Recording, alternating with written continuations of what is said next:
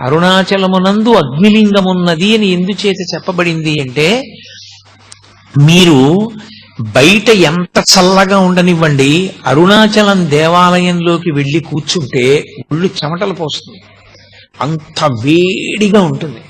ఆ వేడి నిజంగా అగ్నిహోత్ర స్వరూపంతో ఉంటే మనం తట్టుకోలేమని ఆ వేడి రూపంలో ప్రకాశిస్తూ ఉంటాడు ఆయన. కాదు కాదు, అసలు యథార్థం ఏమంటే అది జ్ఞానాగ్ని. ఆ జ్ఞానాగ్ని ఎవరికి కలుగుతుందో వాళ్ళ కర్మలు దగ్ధమవుతాయి. జ్ఞానాగ్ని దగ్ధ కర్మాణం అంటాడు భగవద్గీతలో గీతాచార్యుడు. ఆ జ్ఞానాగ్ని వలన మళ్లీ పుట్టవలసినటువంటి అవసరం లేకుండా పాపములన్నీ కూడా కాలిపోతాయి సంచితముతో కలిపి. అంత గొప్ప జ్ఞానస్వరూపమే రాశీభూతమై లింగస్వరూపాన్ని దాల్చింది.